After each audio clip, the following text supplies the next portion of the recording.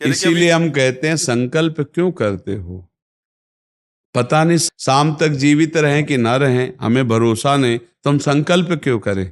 भाई मैं ये करूंगा, ये संकल्प तो वो करे जिसको कल का भरोसा हो।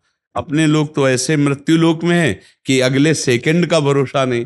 तो ऐसी प्रार्थना करनी चाहिए कि हे प्रभु, यदि आपने मुझे जीवन दिया, सामर्थ्य दिया, समय दिया, तो ऐसी हमारी भावना बन रही कि हम 108 परिक्रमा कर लेंगे।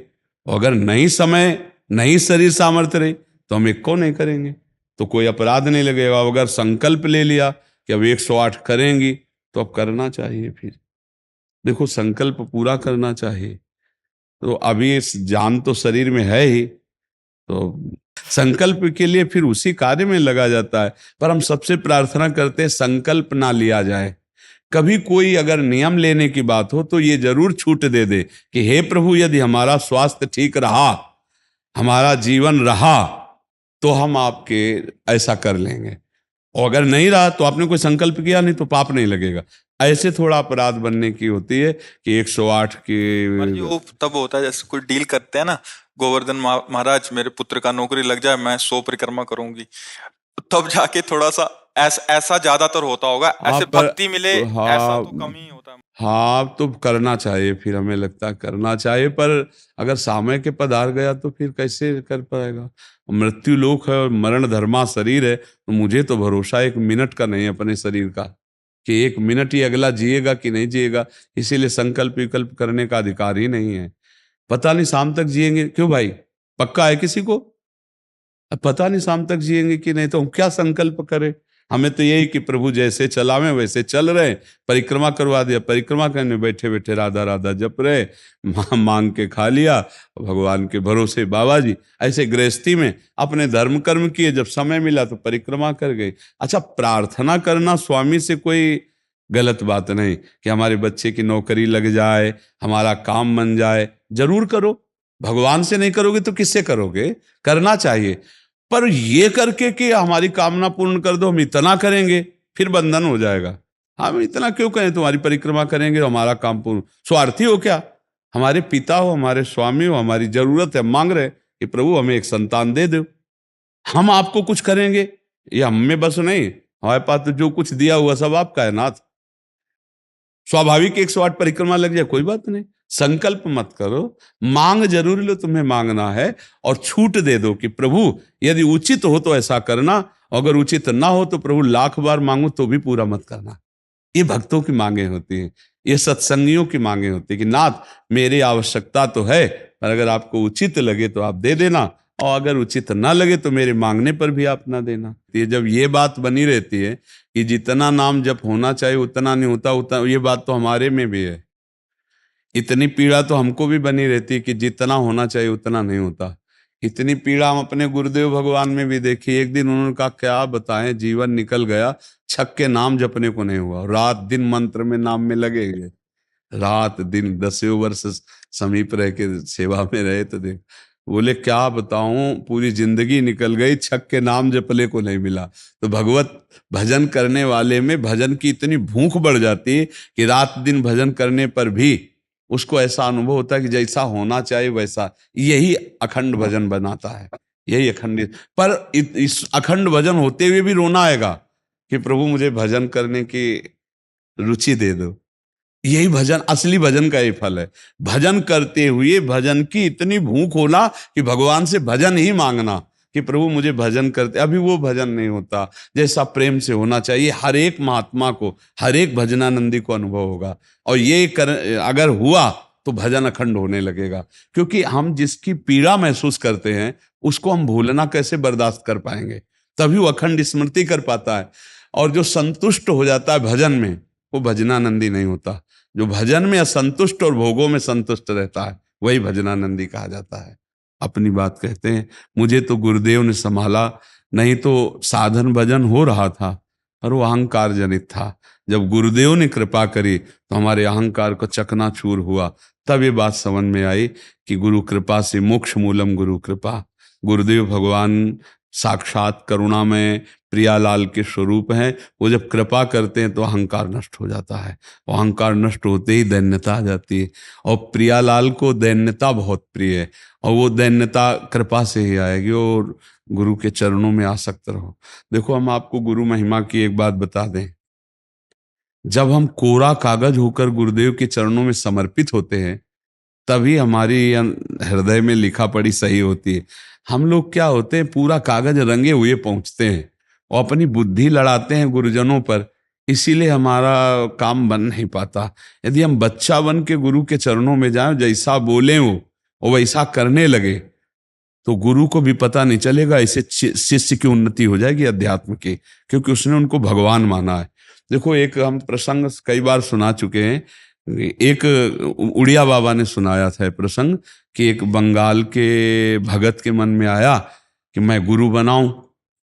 तो एक प्रसिद्ध थे काली के उपासक, उनके पास गए, और वो मदिरा पीते थे, वो जानते नहीं थे। वो मदिरा पिए हुए बैठे हुए थे।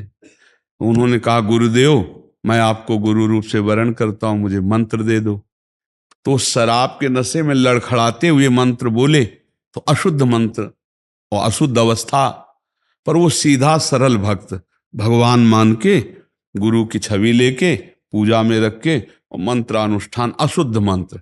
1 साल ही हुआ कि मां भद्रकाली प्रकट हो गई, काली, और उनका बेटा, तेरा गुरु ढोंगी है। तो उन्होंने कहा, मां, पहली बात तो आप गुरु को ऐसा ना बोले, गुरु हमारे परब्रह्म है, आप ऐसा ना बोले।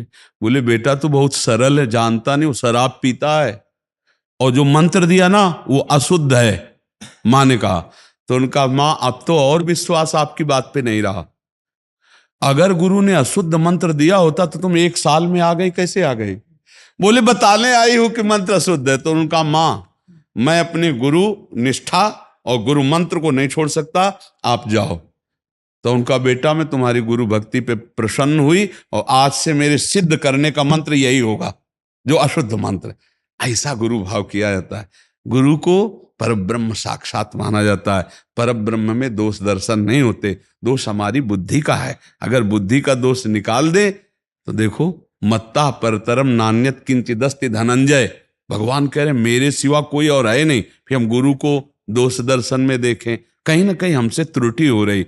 हमें घोर पापी में भी भगवान देखना है, तो गुरु में भगवान देखने में क्या बात है? विचार करके देखिए। जब हम गुरु में भगवान देखते हैं तो अपना समर्पण करते हैं, और जब वो हमारे साथ उल्टा व्यवहार करते हैं और हम सह जाते हैं तो हमारा अहंकार नष्ट हो जाता है।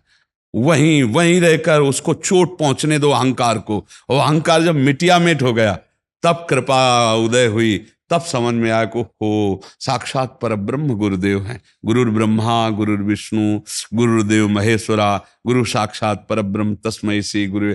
गुरु में भगवान बुद्धि करना बहुत कठिन बात है, सबसे कठिन बात विश्व में, समझ लो।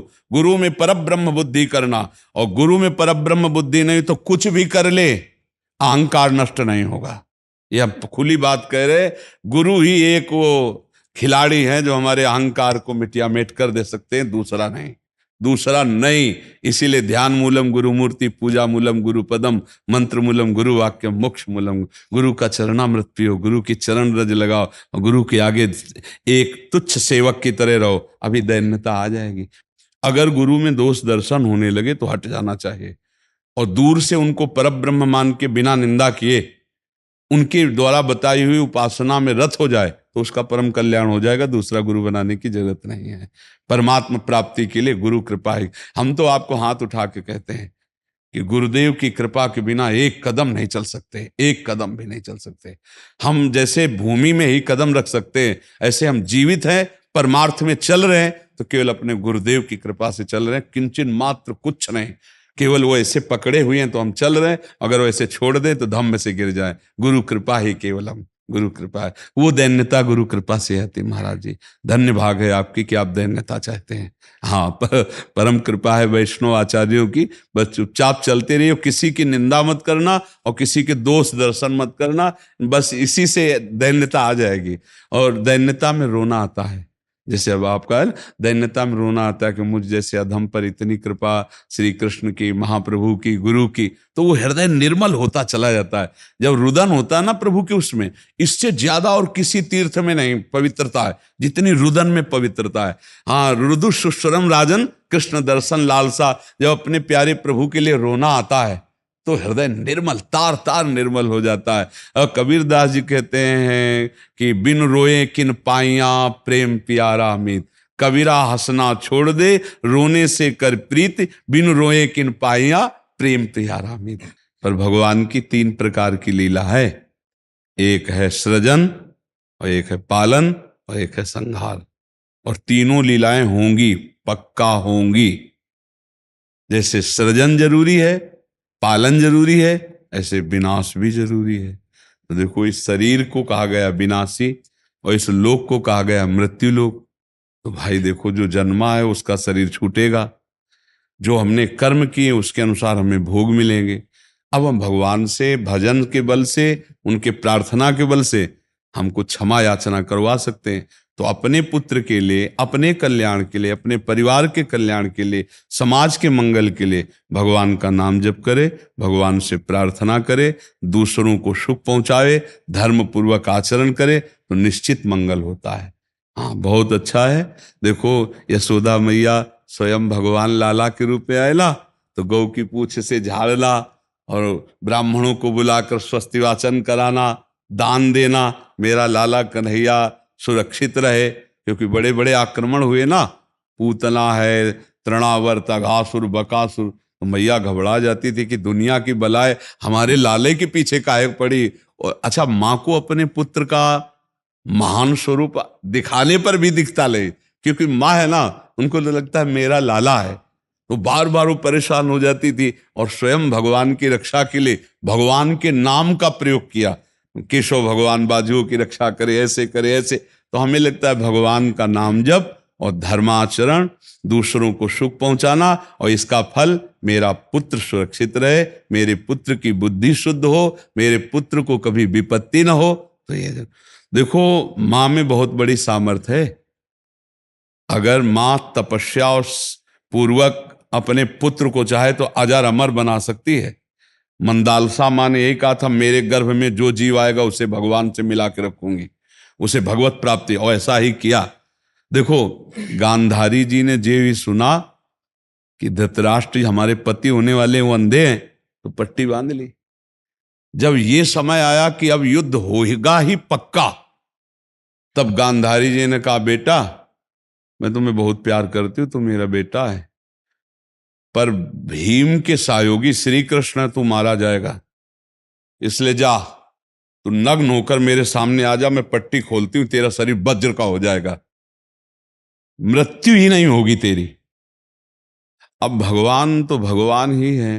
अब वो आ रहे थे नंग धड़ंग दुर्योधन, तो भगवान ने देखा उनका, अरे यार तुम इतने बड़े होकर बच्चों की तरह नंगे घूम रहे हो। तो उनका माँ ने कहा है, बच्चे हो, कम से कम कमर तो ढक लो इतना।